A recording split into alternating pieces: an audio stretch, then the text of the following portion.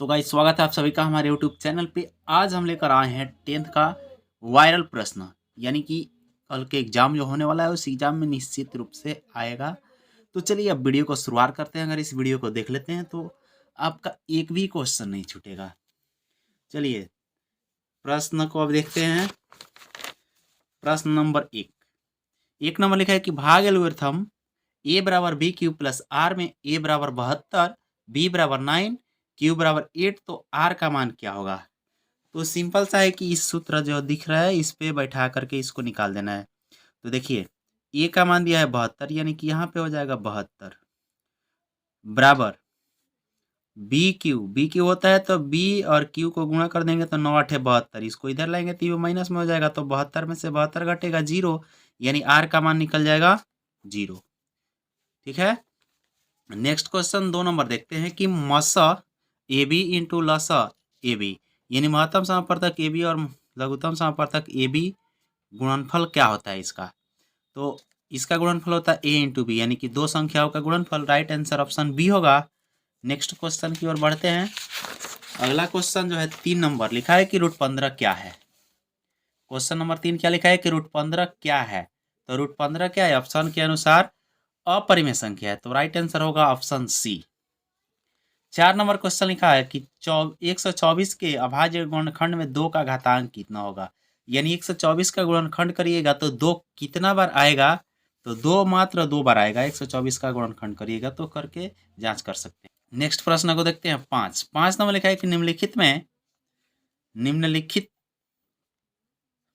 5 number प्रश्न लिखा है कि निम्नलिखित में कौन सा अभिन्न दशमलव का प्रसार शांत होगा। तो इस तरह का प्रश्न अवश्य एग्जाम में रहता ही रहता है। तो शांत जांचने के लिए सिंपल सा तरीका है कि जो अंश हर में दिया गया है उसका फैक्टर कर लीजिएगा। अगर उसका फैक्टर जो है 2 इंटू 5 के सिवा कोई और अन्य संख्या आता है तो वो उसका क्या होगा, वो शांत नहीं होगा। और 2 और 5 केवल रहता है, या तो 2 रहे या 5 रहे या दोनों रहे तो शांत होगा। तो इसमें हर अंश का क्या करिएगा, गुणनखंड निकालिएगा। तो इसमें 160 ऐसा संख्या है जिसके गुणनखंड में 2 और 5 के सिवा कोई संख्या नहीं आएगा, तो डी राइट आंसर हो जाएगा। ठीक है। नेक्स्ट क्वेश्चन को देखते हैं। क्वेश्चन नंबर 6 नंबर लिखा है कि दो संख्याओं का गुणनफल 1600 एवं उनका महत्तम समापवर्तक 5 है, तो संख्याओं का लघुत्तम समापवर्तक क्या होगा। क्या पूछा है, लघुत्तम समापवर्तक पूछा है। तो सिंपल सा है कि गुणनफल दिया है 1600, एवं महत्तम समापवर्तक दे दिया है, तो इसको भाग दे दीजिए। 1600 को 5 से भाग दिया जाएगा तो आ जाएगा 320। राइट आंसर ऑप्शन सी होगा। 7 नंबर प्रश्न लिखा है कि 36 तथा 84 का महत्तम समापवर्तक क्या होगा। तो महत्तम समापवर्तक का मतलब होता है कि वह बड़ी सी बड़ी संख्या जो दोनों को पूर्णतः विभाजित कर दे। तो 14 से तो विभाजित होगा नहीं, 1 से तो हो जाएगा, लेकिन छोटी संख्या है।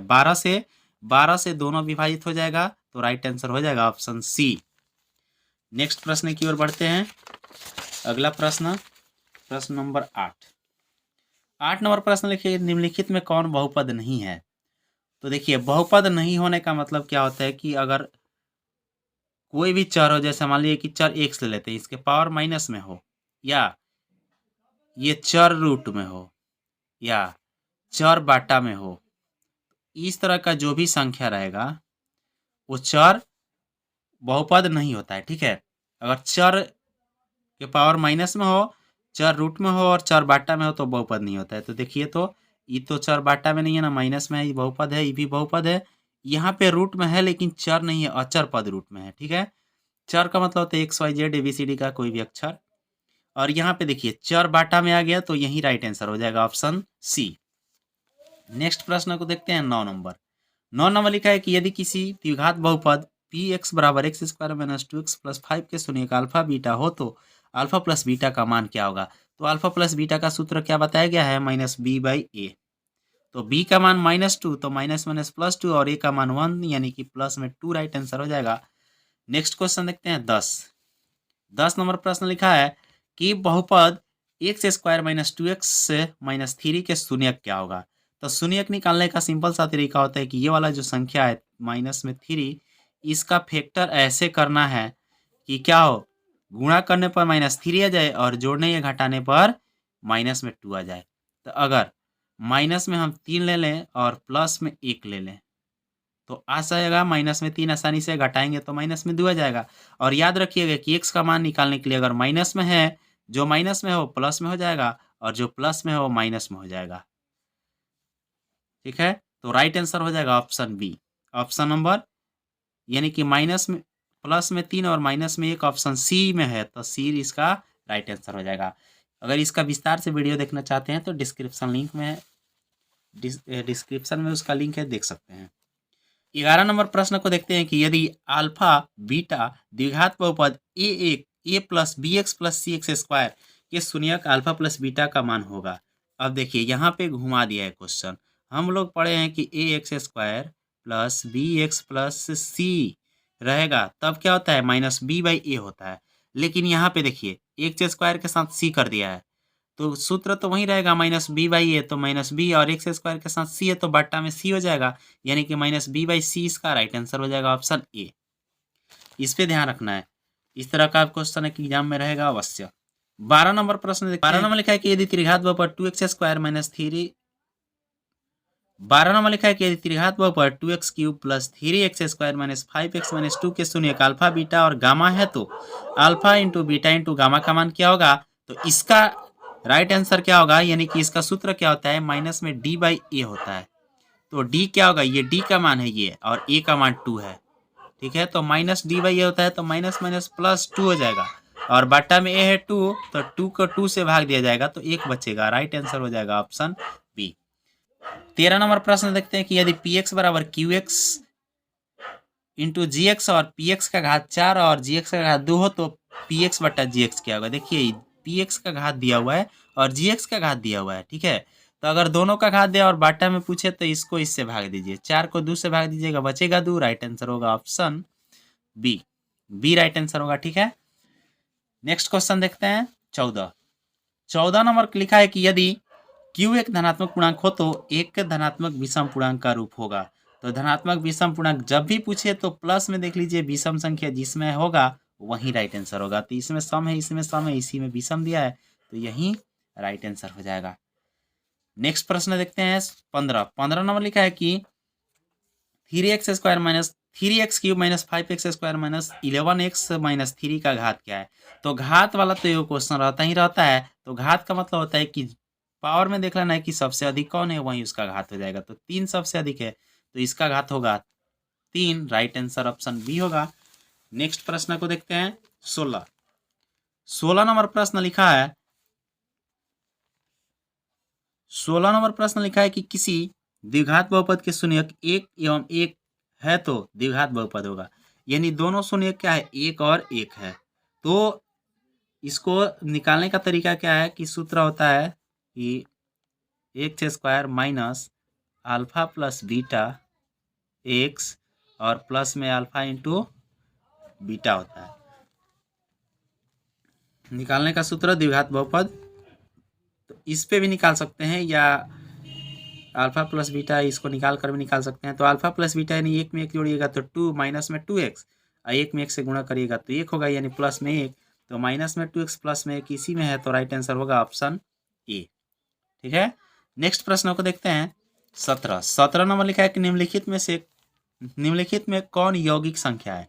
तो यौगिक का मतलब होता है भाज्य संख्या। यौगिक का मतलब क्या होगा, भाज्य संख्या यहाँ पे लिख दिया है ताकि आप लोगों को कोई दिक्कत ना हो।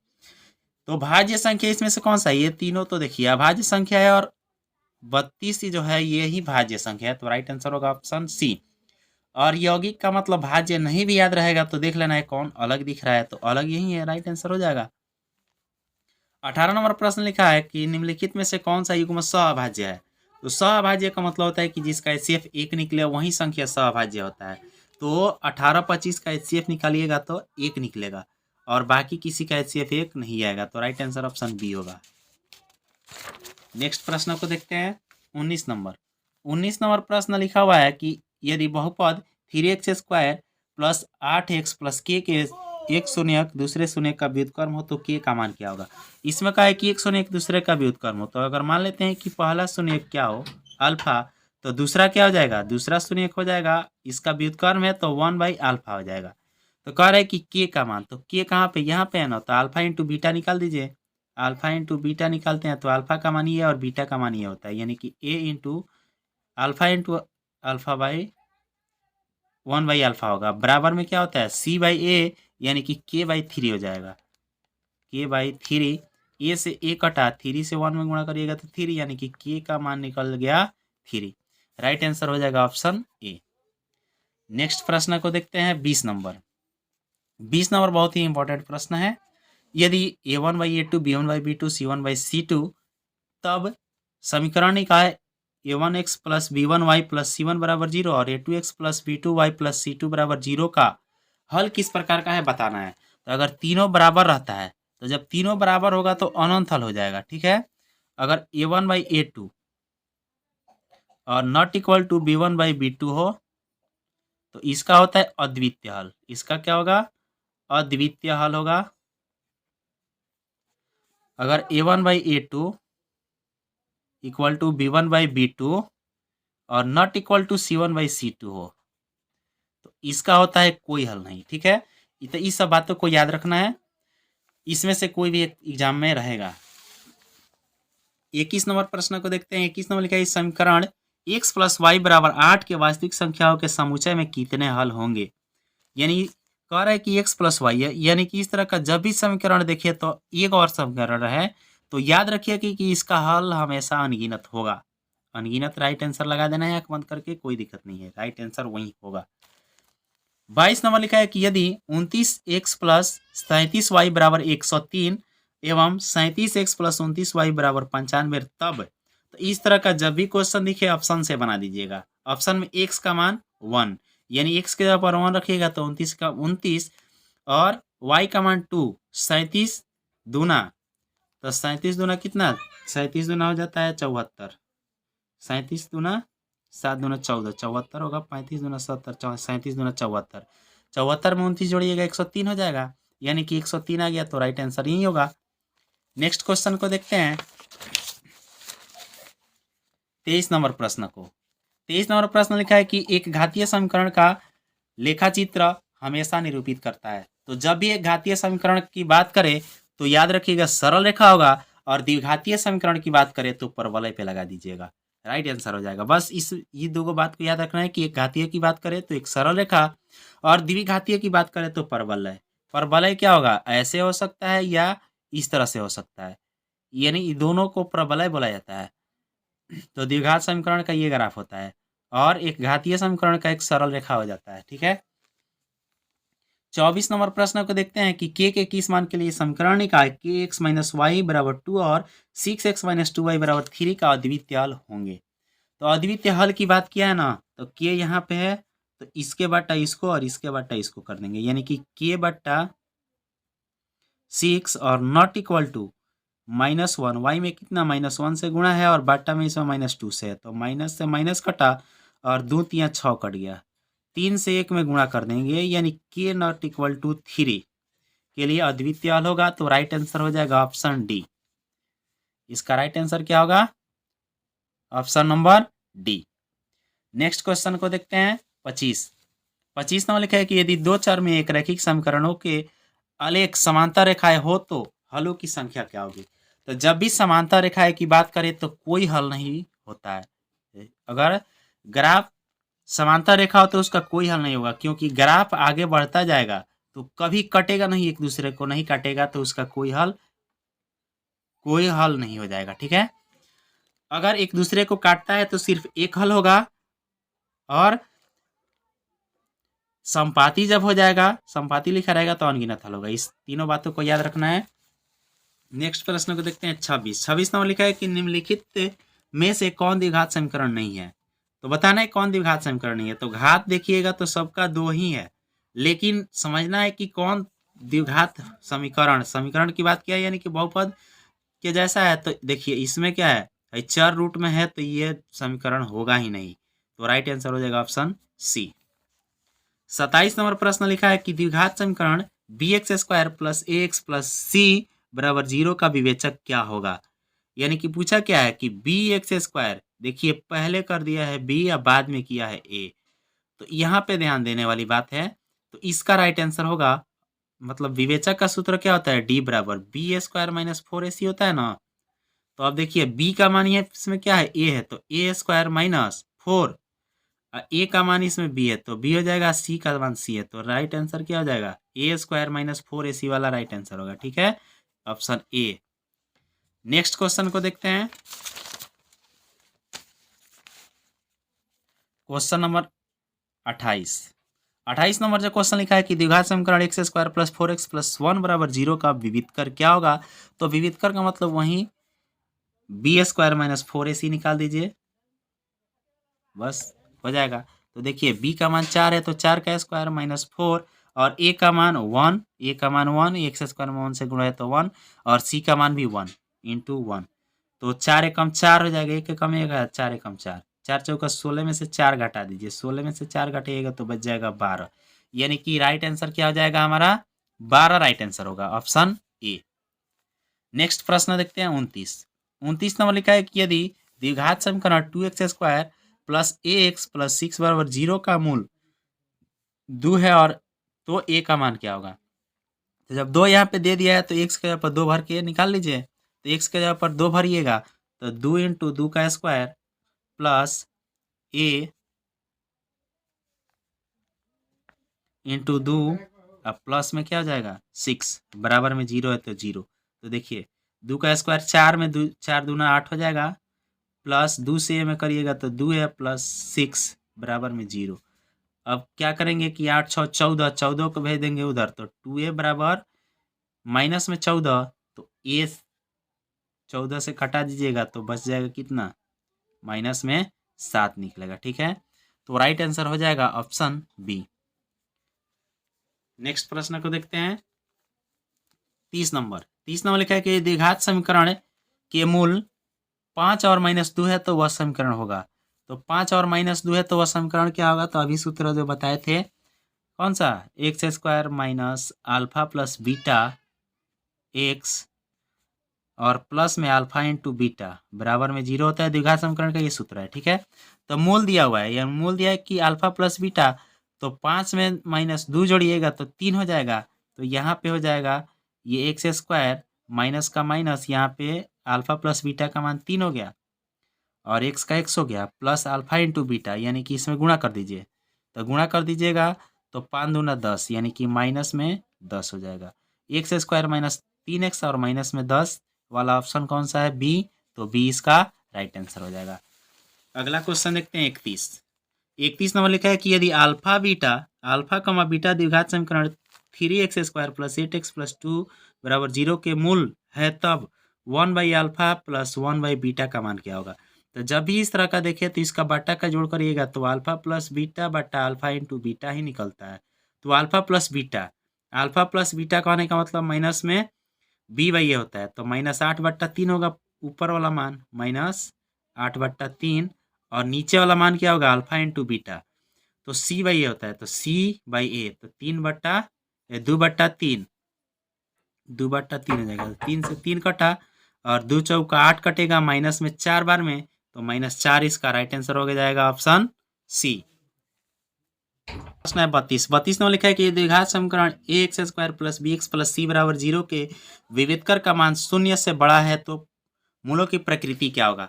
तो जब 0 से बड़ा होता है तो वास्तविक और असमान होता है, जब 0 के बराबर होगा तो वास्तविक और बराबर हो जाता है, और 0 से छोटा होता है तो वास्तविक नहीं हो जाता है। इस 3 बातों को याद रखना है। नेक्स्ट क्वेश्चन को देखते हैं 33 नंबर लिखा है, इस समांतर श्रेणी 0.6, 1.7 और 2.8, 3.9 का सर्वांतर क्या होगा। यानी कि 17 में से 6 घटेगा तो 11 बचेगा, बीच में दशमलव लगा दीजिए, 1.1 हो जाएगा, 20 का राइट आंसर होगा। नेक्स्ट प्रश्न को देखते हैं 34 नंबर लिखा है, निम्नलिखित में कौन समांतर श्रेणी में है। तो सार्वंतर को निकाल कर जांच कर लेते हैं। तो ये देखिए ये समांतर श्रेणी में नहीं है, इसको घटाइएगा तो 4 आएगा, इसको घटाइएगा 4, इसको घटाइएगा 4, यानी कि सार्वंतर समान है, तो यही राइट आंसर होगा। 35 नंबर देखिए, 35 नंबर लिखा है कि यदि 4/7, 1, 2 किसी समांतर श्रेणी के 3 क्रमागत पद है तो ए का मान क्या होगा। तो जब भी इस तरह का प्रश्न पूछे तो इसको और इसको जोड़ के 2 से भाग दे दीजिए, तो 4/5 में 2 जोड़िएगा और 2 से भाग दे देना है, तो क्या हो जाएगा, 5 दूना 10, 4, 14/5, और इसके नीचे 1 लगाइएगा तो 1 चला जाएगा ऊपर, बट्टा में आ जाएगा 2, तो 2 सत्ते 14, यानी कि 7/5 इसका राइट आंसर हो जाएगा। नेक्स्ट प्रश्न को देखते हैं। प्रश्न 30 नंबर प्रश्न लिखा है कि समांतर श्रेणी का nवां पद 3n + 5 है, तो इसका सारांतर क्या होगा। तो इस तरह का जब भी प्रश्न पूछता है तो n के जगह पर एक बार 1 एक बार 2 रखकर आसानी से निकाल ले सकते हैं। तो देखिए n के जगह पर अगर 1 रखिएगा तो 3 एकम 3, अब 5 8 हो जाएगा, तो एगो मान हो गया 8, और जब 2 रखिएगा तो 2 तिया 6 5 11 हो जाएगा, यानी 11 में से 8 को घटा दीजिएगा तो 11 में से 8 घटेगा तो कितना बचेगा। 11 में से 8 गया 3, तो राइट आंसर हो जाएगा ऑप्शन सी। नेक्स्ट प्रश्न को देखते हैं। प्रश्न संख्या 37 नंबर लिखा है कि समांतर श्रेणी 5 7 9 11 का कौन सा पद 129 है। तो कौन सा पद 29 है, केवल 29 पूछा हुआ है, ठीक है। तो a plus n-1 into D पे लगेगा, तो a का मान कितना 5 प्लस n-1 इंटू डी का मान 7 में से 5 घटाइएगा तो 2 बचेगा, यानी कि डी का मान हो गया 2 बराबर में 29, यानी कि nवां पद 29 होगा। तो 5 को भेजिएगा उधर तो माइनस हो जाएगा, तो n-1 इंटू 2 बराबर में 29 माइनस में 5 होगा, और n-1 का मान निकालिएगा तो ये घटेगा, तो 29 में से 5 घटेगा 24, बाटा में आ जाएगा 2, तो कितना ये कटेगा, तो 12 दूना 24, n का मान निकालिएगा, n बराबर 12 + 1 यानी कि 12 1 13 हो जाएगा, यानी कि 13वां पद इसका राइट आंसर होगा ऑप्शन ए। नेक्स्ट क्वेश्चन को देखते हैं। 38 नंबर प्रश्न लिखा है किसी समांतर श्रेणी का 7वां पद 4 एवं सार्वंतर -4 है, तो उसका प्रथम पद क्या होगा। तो देखिए a7 का मान कितना दे दिया है, a7 का मान दिया है 4 और d का मान दिया है -4, तो कह रहे हैं कि इसका a का मान क्या होगा। तो इसमें मान भर दीजिए प्लस 6d, तो d का मान कितना -4 बराबर में 4, तो 6 चौका 24, तो a का मान निकालिएगा तो माइनस में 24 होगा, बराबर की इधर आएगा तो प्लस में 24 हो जाएगा, तो 24 4 28, राइट आंसर हो जाएगा ऑप्शन डी। नेक्स्ट प्रश्न को देखते हैं। 29 नंबर प्रश्न लिखा है कि यदि किसी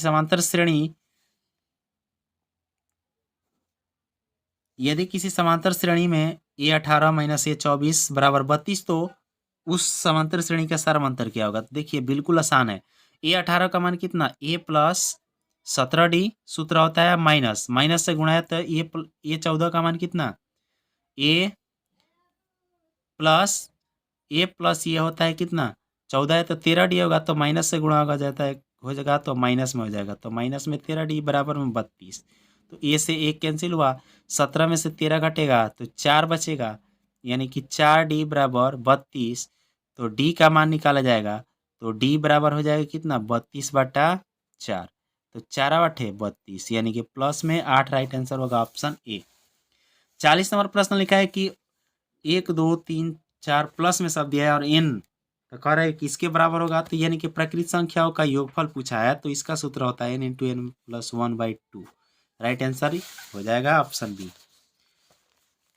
नेक्स्ट प्रश्न जो है 41 नंबर लिखा है कि प्रथम 10 विषम प्रकृत संख्याओं का योगफल क्या होगा। तो 10 विषम प्रकृत संख्या का योगफल पूछा है, तो पहला विषम प्रकृत संख्या कौन सा होगा 1, दूसरा हो जाएगा 3, तीसरा हो जाएगा कितना 1 3 5 डैश डैश, 10वां कितना हो जाएगा 10वां हो जाएगा 19, यानी कि योगफल इसका पूछा है ना, तो योगफल का क्या होता है n/2 into a plus L वाला सूत्र लगाकर निकाल दीजिए। तो n का मान दिया है 10 बटा में 2, a का मान हो जाएगा 1 प्लस एल का मान, यानी एल का मतलब होता है अंतिमवा पद, तो अंतिमवा पद कितना है 19 है, तो ये 2 5 10 कट जाएगा, तो 5 19 में 1 जोड़िएगा तो 20 हो जाएगा, तो 20 5 100, यानी कि राइट आंसर हो जाएगा ऑप्शन बी। नेक्स्ट क्वेश्चन को देखते हैं। क्वेश्चन नंबर 42 नंबर लिखा है कि y अक्ष से वह बिंदु a 7,8 की दूरी क्या होगा। तो जब भी y अक्ष से दूरी पूछे तो x का मान होगा, और x अक्ष से दूरी पूछे तो y का मान होगा, ठीक है। तो इसका राइट आंसर होगा ऑप्शन ए 7 इकाई। 43 नंबर प्रश्न लिखा है कि बिंदु 5 माइनस 3 किस पाद में है? तो माइनस माइनस किस में होता है? तृतीय पाद में होता है, तो राइट आंसर सी हो जाएगा। नेक्स्ट क्वेश्चन देखते हैं 44 नंबर प्रश्न जो दिया है कि एक्स अक्ष का समीकरण है, तो एक्स अक्ष का समीकरण हमेशा क्या होता है? y बराबर 0 होता है। नेक्स्ट क्वेश्चन को देखते हैं 45 नंबर जो प्रश्न है, 45 नंबर लिखा हुआ है कि बिंदु P माइनस 6,8 की मूल बिंदु से दूरी है। तो मूल बिंदु से जब भी दूरी पूछता है तो X square plus Y square होता है, यानी कि माइनस 6 का स्क्वायर 36 और 8 का स्क्वायर 64, 36 64 100 का वर्गमूल निकालिएगा तो 10, यानी कि डी इसका राइट आंसर होगा। 46 नंबर प्रश्न, बिंदु ए इतना और बी इतना दिया है, तो इसका है कि इसके बीच की दूरी क्या होगा? यानी कि x2 माइनस x1, तो 10 में से 7 घटेगा तो 3 का whole square plus y2 minus y1, तो 9 में से 13 घटेगा तो माइनस में 4 का होल स्क्वायर और रूट अंडर इसका लगा देंगे। तो 3 का स्क्वायर 9 और 4 का स्क्वायर 16, 16 9 25, तो 25 का वर्गमूल कितना हो जाएगा? 25 का वर्गमूल हो जाएगा 5, तो 5 इकाई इसका राइट आंसर हो जाएगा ऑप्शन ए। नेक्स्ट प्रश्न को देखते हैं 47 नंबर लिखा है कि बिंदु ए माइनस 5,4 एवं बी 7,-8 को जोड़ने वाले रेखाखंड के मध्य बिंदु का नियामक क्या होगा? तो जोड़ने वाले जब भी कहता है तो इसको जोड़ के 2 से भाग दीजिए। तो -5 में 7 जोड़िएगा तो कितना? -5 में 7 जोड़िएगा तो हो जाएगा 2, तो 2 को 2 से भाग दीजिएगा तो 1, और 4 में -8 जोड़िएगा तो माइनस में 4 हो जाएगा, -4 को 2 से भाग दीजिएगा तो माइनस में 2 होगा, यानी कि 1, -2 वाला ऑप्शन है बी। नेक्स्ट प्रश्न को देखते हैं 48 लिखा है कि x बराबर 15 का आलेख कैसी सरल रेखा होगी? तो x बराबर x का मान दिया हुआ है तो y अक्ष के ये समानांतर होगा, यानी x अक्ष पे होगा तो y अक्ष के समानांतर होगा, राइट आंसर होगा ऑप्शन बी। नेक्स्ट प्रश्न को देखते हैं 49 नंबर लिखा है कि बिंदु 4.5 7.6 की कोटि क्या होगी? तो कोटि का मतलब होता है कि y का मान और भुज का मतलब होता है x का मान, तो इसमें y का मान ये होगा 7.6, यानी कि बी इसका राइट आंसर होगा। 50 नंबर प्रश्न लिखा है कि त्रिभुज ए ओ बी जिसके शीर्ष ए 0 ओ 0 0 बी बी का क्षेत्रफल क्या होगा? तो अगर ए को मान 0 0 है तो इसको निकालने का तरीका होता है कि बाहर वाला के साथ गुणा करिए, तो ए से बी में होगा तो ए बी, उसके बाद अंदर वाला के साथ, तो 0 से 0 में होगा तो 0, बीच में अंतर निकाला जाता है, बट्टा में 2 किया जाता है, तो ए बी बट्टा 2 बचेगा, ए बी बट्टा 2, तो ए बी बट्टा 2 वाला ऑप्शन कौन सा है? ऑप्शन नंबर बी है, यानी कि 1/2 ए बी वर्ग इकाई, राइट आंसर होगा ऑप्शन बी। 51 नंबर प्रश्न ये है कि यदि बिंदुओं ए -6,5 एवं बी -2,3 को जोड़ने वाले रेखाखंड का मध्य बिंदु पी a/2,4 है तो ए का मान क्या होगा? तो देखिए पहले वाला में दिया है ना ए, तो इसमें भी पहले वाला का ही निकाल लेंगे, तो मध्य बिंदु का नियमक क्या होता है? x1 प्लस x2, तो -4 प्लस -2, तो -4 में -2 जोड़ाएगा तो माइनस में 6, यानी कि -6/2 बराबर में a/2, तो 2 से 2 कटा तो ए का मान कितना हो गया? ए का मान हो गया -6, तो अच्छा 6 2 8 होगा, ठीक है, यहाँ पे गलती हो गया, मिस्टेक, 6 2 8 होगा, तो ए बराबर कितना हो जाएगा? -8, यानी कि ए इसका राइट आंसर होगा, ठीक है। नेक्स्ट क्वेश्चन को देखते हैं 52 नंबर प्रश्न लिखे कौशिक 90 माइनस थीटा, तो कौशिक हमेशा होता है सेक के साथ, तो सेक थीटा राइट आंसर होगा। Sine 90 minus theta cos theta, और cos 90 minus theta sine theta, tan 90 minus theta cot theta, और cot 90 minus theta tan theta होता है। ये सब बात सूत्र को याद रखना है। और देखिए इस तरह का जब भी प्रश्न दिखे तो आंख मूंद करके 1 नंबर पे राइट आंसर लगा देना है, बीच में सब इंटू का चिन्ह है, यानी कि एक जिस ऑप्शन में होगा वही राइट आंसर होगा, बी राइट आंसर हो जाएगा इसका। ये पूछा है कि कॉस स्क्वायर 17 और साइन स्क्वायर 73, दोनों को जोड़ने पर 90 होगा, यानी अंतर पूछा है तो इसका राइट आंसर 0 हो जाएगा, ऑप्शन बी राइट आंसर होगा। ये देखिए इस तरह का जब भी प्रश्न दिखाई दे, यानी कि 1 डिग्री 2 डिग्री 3 डिग्री 180 तक है, तो इसमें देखिए कॉस 90 डिग्री का मान 0 होता है, यानी सब इंटू के रूप में है, तो 0 से गुणा करिएगा तो सब हो जाएगा 0, सी इसका राइट आंसर होगा। 56 नंबर लिखा है कि सेक 0 डिग्री का मान क्या होगा? तो सेक 0 डिग्री का मान होता है 1, राइट आंसर होगा ऑप्शन सी। नेक्स्ट क्वेश्चन को देखते हैं अब, क्वेश्चन नंबर 57 नंबर लिखा है कि थीटा का मान 45 डिग्री हो तो इसका मान क्या होगा? यानी tan² theta plus 1/sin² theta का मान क्या होगा? तो देखिए थीटा का मान 45 है तो टेन 45 का मान 1 स्क्वायर है तो स्क्वायर प्लस 1 बट्टा साइन 45 डिग्री का मान हो जाएगा 1/√2।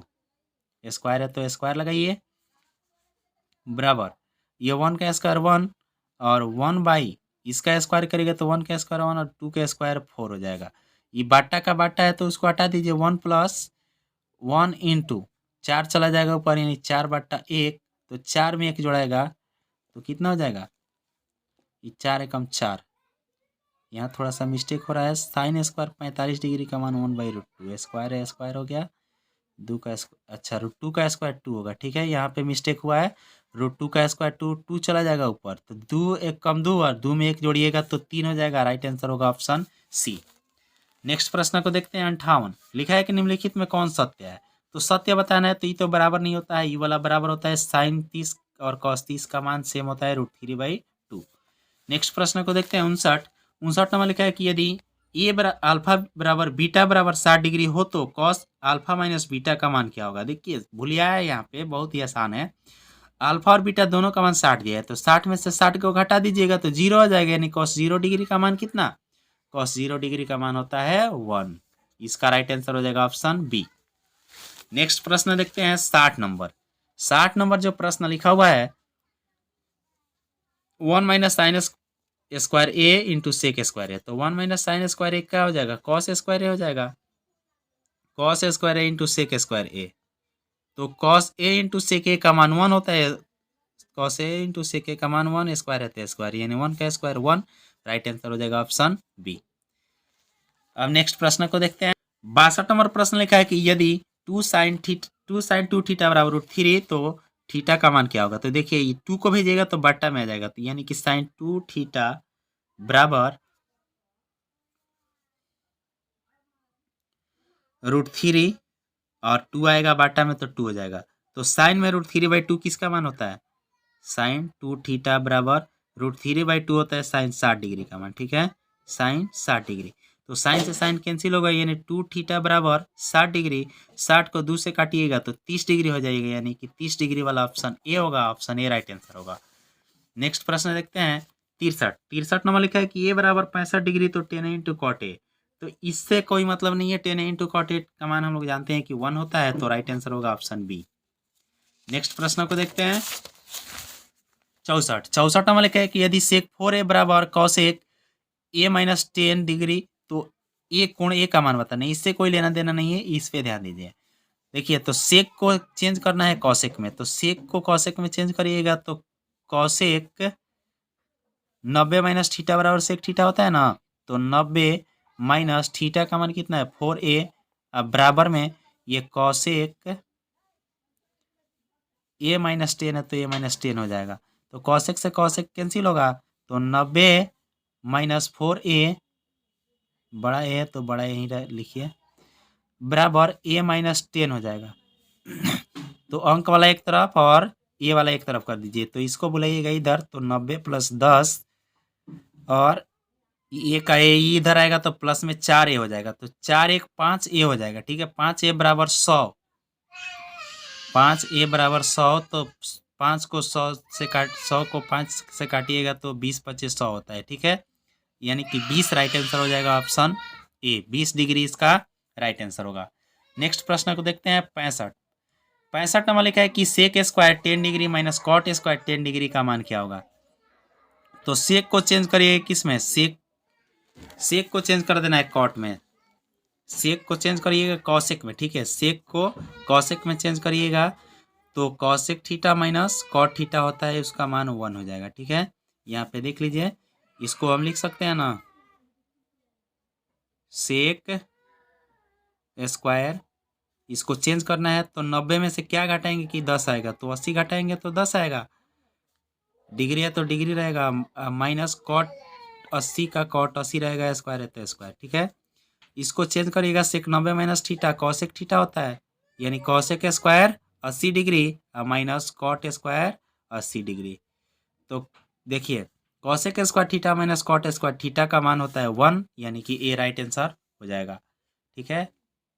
नेक्स्ट क्वेश्चन को देखते हैं 66 नंबर क्वेश्चन लिखा है कि यदि 10 थीटा प्लस कॉट थीटा बराबर 5 तो 10 square theta plus cot square theta बराबर क्या होगा। तो इसके लिए हमें सूत्र याद करना क्या होगा कि ए स्क्वायर प्लस बी स्क्वायर बराबर क्या होता है। इसका सूत्र होता है कि ए प्लस बी का होल स्क्वायर और माइनस में ए बी होता है। इसी पे इसको सेट कर दीजिए, इसको ए मानिए इसको बी मानिए यानी कि tan theta plus cot theta का होल स्क्वायर और माइनस में ये 2 रहेगा यहाँ पे 2 और ए बी का मान कितना tan theta into cot theta, tan theta into cot theta हो जाएगा। तो देखिए tan theta into cot theta का मान 1 और इसका मान कितना यहाँ दिया हुआ है 5, तो 5 का स्क्वायर माइनस 2 इंटू 1 का स्क्वायर, तो 2 एकम 2 और 5 का स्क्वायर 25, 25 में से 2 घटेगा तो 23 हो जाएगा। राइट आंसर हो जाएगा ऑप्शन डी। नेक्स्ट क्वेश्चन को देखते हैं 67। 67 नंबर लिखा है निम्नलिखित में से किसका मान √2 के बराबर होता है। तो √2 के बराबर 10 में तो रूट आता नहीं है, कॉस में √2 नहीं आता है, इसमें भी नहीं आता है, कॉसेक हो जाएगा। राइट आंसर होगा ऑप्शन डी। नेक्स्ट प्रश्न को देखते हैं 68। 68 नंबर प्रश्न जो दिया है लिखा है कि sine square 60 degree minus cos square 60 degree का मान क्या होगा। तो इसका मान भर के निकाल लीजिए। साइन 60 डिग्री का मान √3/2 √3/2 स्क्वायर है तो स्क्वायर कर दीजिए। अब माइनस कॉस 60 डिग्री का मान 1/2 होता है, स्क्वायर है स्क्वायर करिए। तो देखिए √3 का स्क्वायर 3 और 2 का स्क्वायर 4 माइनस 1 का स्क्वायर 1 2 का स्क्वायर 4, नीचे वाला बराबर है तो ऊपर वाला घटा दीजिए। तो देखिए 3 में से 1 को घटाइएगा तो 2 बचेगा, यानी कि 2/4 घटाइएगा तो 2 दूना 4 यानी कि 1/2 राइट आंसर हो जाएगा। Option 1/2 option D right answer होगा। ठीक है, नेक्स्ट देखिए इसमें कोण ए दे दिया है 90 डिग्री, तो ए यहाँ पे क्या करेंगे 90 डिग्री भर लेंगे और बी मान लीजिए यहाँ पे, सी मान लीजिए यहाँ पे। ठीक है, तो कह रहा है कि ए सी यहाँ पे है तो इसका मान दिया है 2√3 और किसका मान दिया है ए बी का मान दिया है 6 दिया है। कह रहा है कि कोण बी का मान क्या होगा। तो बी से देखिएगा तो ये होगा पी और ये होगा बी, यानी पी भी लगा दीजिएगा तो टेन थीटा में होता है। टेन थीटा बराबर 2/√3 बटा में 6 होगा, तो 2 3 6 और 3 से √3 को कटाइएगा तो 1/√3 बचेगा। ठीक है, तो 1/√3 10 में कितना डिग्री का मान होता है, तो 1/√3 10 में 30 डिग्री का मान होता है, तो राइट आंसर हो जाएगा ऑप्शन बी। नेक्स्ट क्वेश्चन को देखते हैं 70 नंबर क्वेश्चन लिखा है कि यदि एक स्तंभ की छाया की लंबाई 2√3 मीटर है एवं सूर्य का उन्नयन कोण 60 डिग्री है तो स्तंभ की लंबाई क्या होगी। देखिए इसमें दिया क्या है, ये मान लीजिए कि ये बी स्तंभ हो गया और BC क्या हो गया छाया की लंबाई हो गया। तो छाया की लंबाई 2√3 मीटर दिया हुआ है और कोण कह रहा है कि उन्नयन कोण 60 डिग्री का बन रहा है, तो इसका मान क्या होगा। तो 10 लगा दीजिए, 10 60 डिग्री बराबर P/B होता है। तो P का मान है AB, तो AB रहने दीजिए और B का मान है 2√3, तो 10 60 डिग्री का मान होता है √3 बराबर में AB बटा 2√3। इससे गुणा कर लीजिए, इसमें √3 से √3 में होगा 3 और 3 से 2 में होगा तो 3 दूना 6, यानी कि AB बराबर निकल कितना गया, AB बराबर निकल गया 6 मीटर। AB बराबर निकल कर आया 6 मीटर। राइट आंसर हो जाएगा ऑप्शन बी। नेक्स्ट प्रश्न को देखते हैं प्रश्न नंबर 71 नंबर प्रश्न लिखा है कि दो समरूप त्रिभुजों के क्षेत्रफलों का अनुपात 25:64। बस इतना ध्यान दीजिए। और संगत भुजा पूछा है तो इसका वर्गमूल निकाल दीजिए। 25 का वर्गमूल 5, 64 का वर्गमूल 8। राइट आंसर हो जाएगा ऑप्शन बी। 72 नंबर प्रश्न लिखा है कि त्रिभुज ABC में दिया है कि AB बराबर 6 सेमी, AC बराबर 8 सेमी तथा AD कोण A का अर्धक है, तो कह रहा है कि BD अनुपात DC का मान क्या होगा। तो देखिए यहाँ समझने वाली बात यह है कि मान लीजिए कि एक त्रिभुज हो गया और कह रहे कि D इसका अर्धक है, ABC और ये D इसका अर्धक हो गया। तो इसमें क्या होता है, इसका मान इसका और इसका अनुपात इसका और इसका अनुपात बराबर होता है। तो देखिए इसमें दिया क्या है, AB दे दिया है 6 और AC दे दिया है 8। कह रहा है कि इसका अनुपात क्या होगा। तो इसका अनुपात निकालने के लिए क्या होगा, जब इसका अनुपात और इसका अनुपात बराबर होता है तो इसका अनुपात निकाल दीजिए, यानी कि 6:8 का ही निकाल दीजिए अनुपात। तो कटेगा 3 2 से कटेगा तो 2 तिया 6 और 2 चौका 8 यानी कि 3:4 हो जाएगा इसका राइट आंसर। नेक्स्ट क्वेश्चन को देखते हैं, क्वेश्चन नंबर 73 नंबर प्रश्न जो है लिखा है कि यदि पी और पीबी किसी बाह्य बिंदु पी से केंद्र ओ वाले वृत्त पर खींची गई स्पर्श रेखा है एवं कोण ए पी बी बराबर 80 है तो पी ओ ए का मान क्या होगा। ये चित्र दिया नहीं है, चित्र ये हम बनाए हुए हैं, ठीक है, चित्र में दिया नहीं है, सुविधा के लिए चित्र को बना दिए हैं। इसमें देखिए क्या दिया है, ए पी बी यानी इसका मान, इस टोटल का मान दिया हुआ है कितना 180, ये टोटल का मान है 80 डिग्री, तो आधा का मान कितना होगा, इसका मान हो जाएगा हमारा 80 के आधा 40 डिग्री हो जाएगा। हम लोग जानते हैं कि यहाँ पे 90 डिग्री का कोण बनता है। पूछा क्या है इसमें, पी ओ ए यानी इसका मान पूछा हुआ है कि क्या होगा, तो 90 में 40 जोड़िएगा, तो 90 में 40 जोड़ दीजिए तो हो जाएगा 130, 180 में से 130 को माइनस कर लीजिए, 180 माइनस 130 करिएगा तो ये हो जाएगा कितना 50 डिग्री। राइट आंसर होगा ऑप्शन बी। नेक्स्ट क्वेश्चन देखते हैं 74 में क्या है कि वृत्त पर स्थिर वृत्त किसी बिंदु पर खींची गई स्पर्श रेखा स्पर्श बिंदु से होकर जाने वाली त्रिज्या से कौन सा कोण बनाती है। यानी कि वृत्त पर स्थित किसी बिंदु पर खींची गई स्पर्श रेखा बिंदु से होकर जाने वाली त्रिज्या में कौन सा कोण बनाती है। तो जब भी त्रिज्या से स्पर्श रेखा पे लंब डाला जाता है तो 90 डिग्री का ही कोण प्राप्त होता है। राइट आंसर होगा ऑप्शन डी। 75 नंबर लिखा है कि किसी बाह्य बिंदु ए से केंद्र ओ वाले वृत्त पर दो स्पर्श रेखाएं एपी और ए क्यू खींची गई है। यदि एपी बराबर 10 सेमी तो ए क्यू बराबर क्या होगा।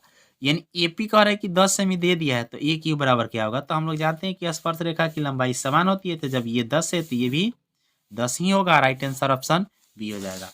नेक्स्ट क्वेश्चन को देखते हैं 76 नंबर क्वेश्चन लिखा है कि यदि बीसी केंद्र ओ वाले वृत्त का एक व्यास एवं डी पर वृत्त के परिधि पर एक बिंदु है तो बीडीसी का मान क्या होगा। ये क्वेश्चन लग रहा है कि थोड़ा सा मिस्टेक हुआ है, लेकिन इसका आंसर अनुमान तो ए होना चाहिए, कंफर्म नहीं, इसका आप लोग जांच कर लीजिएगा थोड़ा। 77 नंबर है कि किसी वृत्त को दो अलग बिंदुओं पर प्रतिच्छेद करने वाली रेखा खंड को कहते हैं। तो अलग अलग बिंदुओं पर प्रतिच्छेद करता है तो छेदक रेखा होता है। 78 नंबर क्वेश्चन लिखा है कि यदि एक जीवा ए बी वृत्त के केंद्र पर 50 डिग्री कोण अंतरित करता है तो ए और बी बिंदुओं पर खींची गई स्पर्श रेखाओं के बीच का कोण क्या होगा। यानी कि इसी तरह का चित्र होगा, चित्र दिया नहीं है, स्वयं बनाए हैं हम। लिखा है कि केंद्र पर क्या है, जीवा द्वारा जो केंद्र पर कोण बन रहा है 50 डिग्री का बन रहा है, तो जो स्पर्श रेखा द्वारा कोण कितना डिग्री का होगा। तो हम जानते हैं कि यहाँ पे 90, यहाँ पे 90 होता है, तो 90 90 100 90 90 9 दूना 18 180 हो गया। 180 में 50 जोड़िएगा तो 180 में 50 जोड़ दिया जाएगा तो 230 हो जाएगा। हम लोग जानते हैं कि चतुर्भुज के चारों कोणों का योग 360 होता है, तो 360 में से घटा देंगे 230 तो बच जाएगा कितना 0 3 1 यानी 130 डिग्री। राइट आंसर होगा ऑप्शन बी। 79 यानी 79 नंबर प्रश्न लिखा 79 नंबर प्रश्न लिखा है कि त्रिभुज एबीसी में यदि AC स्क्वायर बराबर AB square plus BC square तो त्रिभुज का कौन सा कोण समकोण होगा। तो याद रखिए कि AC स्क्वायर लिखा है ना, तो इसमें जो नहीं रहता है वही समकोण होगा। तो इसमें क्या नहीं है, बी नहीं है, तो बी समकोण हो जाएगा, कोण बी इसमें समकोण होगा। 80 नंबर लिखा है कि त्रिभुज एबीसी में डी समानांतर BC इस तरह है कि AD बट्टा DB बराबर 4/7 और यदि AC बराबर 6.6 सेमी तब ए का मान क्या होगा। यानी कि देखिए चित्र यहाँ पे बना दिए हम, इस तरह का त्रिभुज है, इसमें इसका अनुपात दिया है, ये 4:7 के अनुपात में है, ठीक है, और इसका मान दिया हुआ है इतना सेमी दिया हुआ है, पूरा AC का मान दिया हुआ है। तो हम लोग जानते क्या है, जानते ये है कि AD बट्टा DB यानी AD बट्टा DB बराबर AE बट्टा EC होता है, AE बट्टा EC होता है, ये जानते हैं थेल्स फॉर्मूले के अनुसार। और इसका मान दिया हुआ है कितना, देखिए 4/7 दिया है तो 4/7 भरिए। हमें ज्ञात क्या करना है, ज्ञात करना है ए, तो ए का ही रहने दीजिए। और इसी के बदले हम क्या लिख सकते हैं, इसी के बदले पूरा AC में से ए को माइनस कर लेंगे, तो AC माइनस AE कर लेंगे तो हमारा क्या होगा, इसी का मान हो जाएगा। अब देखिए ये 4/7 बराबर ए का ए ही रहेगा, ठीक है, और AC का मान कितना 6.6 दिया हुआ है, 6 दिया हुआ है, माइनस में AE, इसको क्रॉस मल्टीप्लिकेशन कर देंगे तो 4 से इसमें और 7 से इसमें, तो 7 AE बराबर में कितना, तो 4 इंटू 6.6 ही रहने दीजिए, और माइनस में कितना 4 AE होगा। इसको बुला लेंगे इधर, तो 7 AE प्लस में 4 AE हो जाएगा, 4 AE या बराबर में जो है वहीं रह जाएगा 4 इंटू 6.6। अब देखिए इसको क्या करेंगे हम, इसको 7 में 4 जोड़ेंगे तो 11 हो जाएगा, यानी कि यहाँ पे लिख देते हैं 11 AE बराबर 4 इंटू 6.6। AE बराबर कितना, AE बराबर हो गया 11 बट्टा में आ जाएगा, यानी 4 इंटू 6.6 बट्टा में 11, 11 छक 66 होते हैं, यानी 0.6, 6 चौका 24, यानी कि 2.4 सेमी। 2.4 वाला ऑप्शन है बी, तो बी इसका राइट आंसर हो जाएगा। नेक्स्ट क्वेश्चन को देखते हैं, क्वेश्चन नंबर 81। 81 लिखा है कि दो वृत्तों की त्रिज्याओं का अनुपात 2:3 है, तो उनके क्षेत्रफल का अनुपात क्या होगा। तो जब भी त्रिज्या का अनुपात दिया रहे क्षेत्रफल का अनुपात पूछे तो स्क्वायर कर दीजिए। 2 का स्क्वायर 4, 3 का स्क्वायर 9, राइट आंसर होगा ऑप्शन बी। 82 नंबर प्रश्न लिखा है कि 42 सेमी त्रिज्या वाले वृत्त के उस त्रिज्या खंड का योगफल ना रहकर क्षेत्रफल यहाँ होना चाहिए। देखिए इसमें एरिया लिखा हुआ है, यहाँ पे मिस्टेक कर दिया है टाइपिंग करने में। क्या होगा जिसका केंद्रीय कोण 30 डिग्री है। तो हम जानते हैं कि त्रिज्या खंड का क्षेत्रफल क्या होता है, थीटा बटा 360 पाई आर स्क्वायर। तो थीटा का मान 30 बट्टा में 360, पाई का मान 22/7, और आर स्क्वायर होता है तो आर का मान 42 दिया है, तो 42 इंटू 42 कर देंगे, तो इसको 12 3 36 होता है, तो 12 हो जाएगा यहाँ पे, और 7 छक 42 इसको कटा दीजिए, 6 दूना 12 इसको कटा दीजिए, और 11 दूना 22 इसको कटा दीजिए। 11 से 42 में तो 11 दूना 22 के 2, और 11 चौक 44 से 2 46, यानी कि 462 सेमी स्क्वायर इसका राइट आंसर हो जाएगा। नेक्स्ट प्रश्न को देखते हैं 43। 43 नंबर जब प्रश्न लिखा है कि यदि किसी पहिए की त्रिज्या 35/44 मीटर हो तो उसके द्वारा एक चक्कर में तय की गई दूरी, तो एक चक्कर पूछा है। चक्कर का मतलब होता है कि उसकी परिधि निकालना है। तो वृत्त की परिधि क्या होता है 2πr, तो पाई का मान 22/7, और त्रिज्या दिया हुआ है कितना 35/44, यानी 2πr होता है, तो 2πr हो गया, 7 × 5 = 35 कट गया, और 22 दूना 44 कट गया, और 22 से 22 कट गया, बचा क्या 5, यानी कि 5 मीटर इसका राइट आंसर हो जाएगा। नेक्स्ट क्वेश्चन देखते हैं 84। लिखा है कि 12 सेमी व्यास के एक गोले का आयतन क्या होगी। 12 सेमी व्यास वाले गोले का आयतन क्या होगा। तो गोले का आयतन क्या होता है 4/3 pi R cube, 4/3 pi R cube. तो आर का व्यास दिया है 12, तो आर हो जाएगा 6, तो क्यूब होता है तो 6 इंटू 6 इंटू 6, ये 3 से कटा दीजिए, 3 दूना 6, तो 4 दूना 8, और 6 में 6 से करिएगा तो 36, यानी कि 8 चौका 32 के 2, 8 त्रिका 24 से 3, 8 24 से 8 छक 48 के 8, गलती हो रहा है, 8 छक 48 के 8, 8 त्रिका 24 से 4, 28, यानी कि 228 पाई घन सेमी। तो 228 पाई घन सेमी वाल में है ऑप्शन सी, सी इसका राइट आंसर होगा। नेक्स्ट क्वेश्चन देखते हैं 85। 85 नंबर क्वेश्चन लिखा है कि दो बेलनों की त्रिज्याओं का अनुपात 2:5 है, तो ऊंचाई और ऊंचाइयों का अनुपात 5:2 है, तो उनके क्षेत्रफल का अनुपात क्या होगा। तो इस तरह का जब भी क्वेश्चन पूछे तो क्या करिए, हम लोग जानते हैं कि बेलन का आयतन क्या होता है 2 पाई आर स्क्वायर एच होता है, पाई आर स्क्वायर एच होता है बेलन का आयतन। तो क्या होगा, तो आयतन क्या होता है पाई आर स्क्वायर एच होता है, ठीक है। तो त्रिज्याओं का अनुपात दिया है 2 ठीक है, तो 2 × 2 हो जाएगा, ठीक है। त्रिज्या आर स्क्वायर होता है, तो आर स्क्वायर यानी कि 2 × 2, और एच का मान कितना 5, फिर इसमें आर स्क्वायर यानी 5 × 5, और आर का मान है 2, तो एगो 2 से एगो 2 कटा, 5 से 5 कटा, यानी कि 2/5 बचा, यानी कि 2:5, तो 2:5 वाला राइट आंसर हो जाएगा ऑप्शन बी। नेक्स्ट प्रश्न देखते हैं कि किसी घन का आयतन 27 से 14 सेमी क्यूब है, तो उसकी भुजा क्या होगी। तो हम लोग जानते हैं कि घन का आयतन होता है भुजा क्यूब, यानी कि ये किसका क्यूब है, ऑप्शन के अनुसार देख लेंगे तो 14 का क्यूब 27 से 44 होता है, तो ए राइट आंसर होगा। 87 नंबर प्रश्न लिखा है कि cos 59 डिग्री और sin 31 डिग्री tan cot ठीक है, अंतर है और दोनों को जोड़ने पर 90 होगा। इसका मान 1 इंटू इसका मान 1, 1 में 1 से गुणा करिएगा 1, राइट आंसर होगा ऑप्शन सी। नेक्स्ट क्वेश्चन देखते हैं 88। 88 निकाल के घनाभ के 3 संलग्न फलकों का क्षेत्रफल क्रमशः एक्स वाई जेड है तो उसका आयतन क्या होगा। तो अगर आयतन पूछता है, ठीक है, जब भी आयतन पूछे तो रूट में एक्स वाई जेड कर लीजिएगा, और आयतन स्क्वायर पूछेगा तो केवल एक्स वाई जेड हो जाएगा। ठीक है, इसको याद रखिएगा। आयतन स्क्वायर पूछे तो एक्स वाई जेड, और आयतन पूछे तो root under X Y Z. ठीक है, नेक्स्ट प्रश्न को देखते हैं 89। 89 लिखा है कि यदि किसी शंकु के आधार की त्रिज्या आर एवं उसकी ऊंचाई एच है तो शंकु का आयतन क्या होगा। तो शंकु का आयतन क्या होता है 1/3 pi R square H, right answer option B होगा। 90 नंबर लिखा है कि आर त्रिज्या वाले अर्धगोले का संपूर्ण पृष्ठीय क्षेत्रफल, तो अर्धगोले का संपूर्ण पृष्ठीय क्षेत्रफल होता है 3 पाई आर स्क्वायर। 91 नंबर लिखा है कि निम्नलिखित में माध्यिका क्या होगी। तो माध्यिका निकालने के लिए सबसे पहले उसको बढ़ते क्रम में सजा लेते हैं। तो देखिए यहाँ बढ़ते क्रम में सजा दिए हैं, और इस टोटल कई गो है 8 गो है, तो बीच में बच रहा है 2 गो। तो इस दोनों को जोड़ के 2 से भाग दीजिए, 8 7 15, 15 को 2 से भाग दीजिएगा तो 7.5 होगा। ठीक है, 7.5, तो 7.5 वाला ऑप्शन कौन सा है, ऑप्शन नंबर सी। तो सी इसका राइट आंसर हो जाएगा। नेक्स्ट प्रश्न देखते हैं 92। 92 नंबर लिखे प्रथम 10 प्रकृत सम संख्याओं का माध्य क्या होगा। तो सम संख्याओं का माध्य पूछा हुआ है, ये वाला ऑप्शन गलती दिया हुआ है। तो 10 माध्य निकालने का मतलब क्या होता है, प्रेक्षणों का योग बटा प्रेक्षणों की संख्या। तो 10 प्रकृत सम संख्या को जोड़िएगा तो 55 होगा, और 10 से भाग देने के लिए कहा है, यानी कि 5.5 इसका राइट आंसर होना चाहिए। तो 5.5 ऑप्शन में नहीं है, यानी कि ऑप्शन इसका गलती दिया गया है। नेक्स्ट प्रश्न देखते हैं 93। 93 नंबर लिखा है कि 37 और 45 का समांतर माध्य क्या होगा।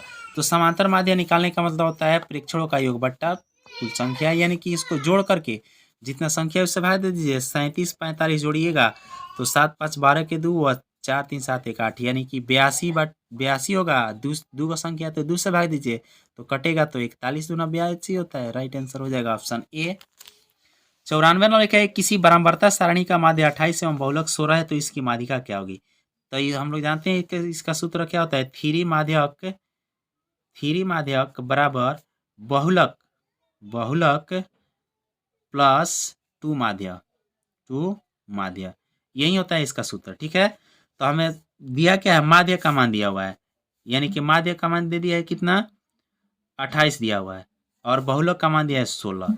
तो 28 दूना 56, और 56 में 16 जोड़ दीजिएगा, यानी थ्री माध्यक बराबर 16 प्लस 28 दूना 56, 56 में 16 जोड़िएगा तो 6 6 12 के 2 5 1 6 1 7, यानी 72 हो जाएगा।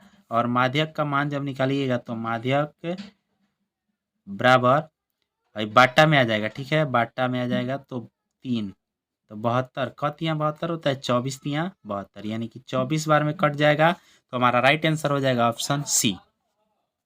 नेक्स्ट क्वेश्चन देखते हैं क्वेश्चन नंबर 95। 95 में लिखा है कि निम्नलिखित में कौन केंद्रीय प्रवृत्ति की माप नहीं है। तो केंद्रीय प्रवृत्ति की माप नहीं है पूछा है, तो मान विचलन जो होता है केंद्रीय प्रवृत्ति के माप नहीं होता है, बाकी ये तीनों केंद्रीय प्रवृत्ति की माप है। नेक्स्ट प्रश्न को देखते हैं 90। 90 नंबर लिखा है कि निम्नलिखित बहुलक इस संख्या दिया है, कहा है कि इसका बहुलक क्या होगा। तो जो अधिक बार आया हुआ है वही बहुलक होगा, तो इसमें 9 अधिक बार आया हुआ है तो 9 इसका बहुलक होगा। 97 नंबर लिखा है किसी घटना की प्रायिकता का अधिकतम मान क्या होगा।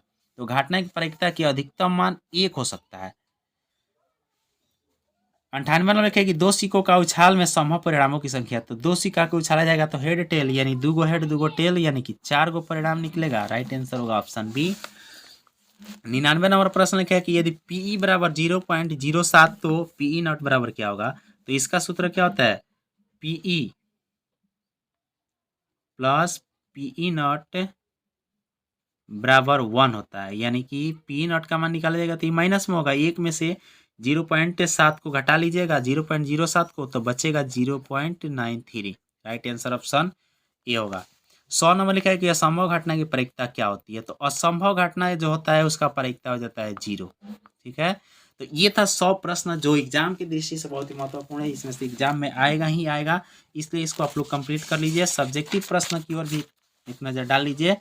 ये सब्जेक्टिव प्रश्न जो दिया गया है ये भी इम्पोर्टेंट प्रश्न है, इस प्रश्न को आप लोग सॉल्व कर लीजिए। अगर दिक्कत होगा तो आप लोग कमेंट करके बताइएगा, इसको हम इसका भी वीडियो बना देंगे। ठीक है, 5 नंबर प्रश्न ये है। और ये देखिए यहाँ पे 6 नंबर प्रश्न, 7 नंबर प्रश्न, 8 नंबर प्रश्न, 9 नंबर, 10 नंबर, 11 नंबर, ये सब जो है लघुत्तरीय प्रश्न है। नेक्स्ट है 12 नंबर प्रश्न, 13, 14, 15, ये सब प्रश्न देखिए जितना भी दिख रहे हैं वीडियो को पॉज करके आसानी से आप लोग देख सकते हैं। सब इम्पोर्टेंट प्रश्न है, एग्जाम के दृष्टि से प्रश्न है, इसलिए इसको आप लोग एक बार रिवीजन कर लीजिएगा ताकि कल का जो एग्जाम है उसमें छूटे नहीं, A to Z प्रश्न सॉल्व हो जाए। यहाँ देखिए 18, 19, 20, 21, 22, 23 प्रश्न दिख रहा है, ये सब इम्पोर्टेंट प्रश्न है। ठीक है, यहाँ से देखिए 24 नंबर प्रश्न दिया गया है, 25, 26, 27, 28, 29, ये सब इम्पोर्टेंट प्रश्न है। यहाँ देखिए 30 नंबर प्रश्न, ये तो प्रश्न निश्चित है कि आएगा, इसलिए आप लोग इसको एक बार बना लीजिएगा अच्छा से। उसके बाद 31 से दीर्घोत्तरीय प्रश्न है। दीर्घोत्तरीय प्रश्न में 31 नंबर प्रश्न इम्पोर्टेंट प्रश्न है। ठीक है, 31 नंबर आ सकता है एग्जाम में। 33 नंबर प्रश्न को देखिए, 33 नंबर, 34, 35, 36, 37, अब लास्ट है 38। तो ये सब प्रश्न है, इसको आप लोग कंप्लीट कर लीजिए। अगर वीडियो अच्छा लगा तो लाइक करिए, दोस्तों के साथ शेयर करिए, हमारे साथ जुड़े रहने के लिए सब्सक्राइब कर लीजिए और बेल घंटी ऑल प्रेस कीजिए। अपने दोस्तों के साथ भी इस वीडियो को शेयर जरूर कीजिए ताकि वो लोग भी इस वीडियो को देख करके परीक्षा को सफल बनाए। धन्यवाद, जय हिंद, जय भारत।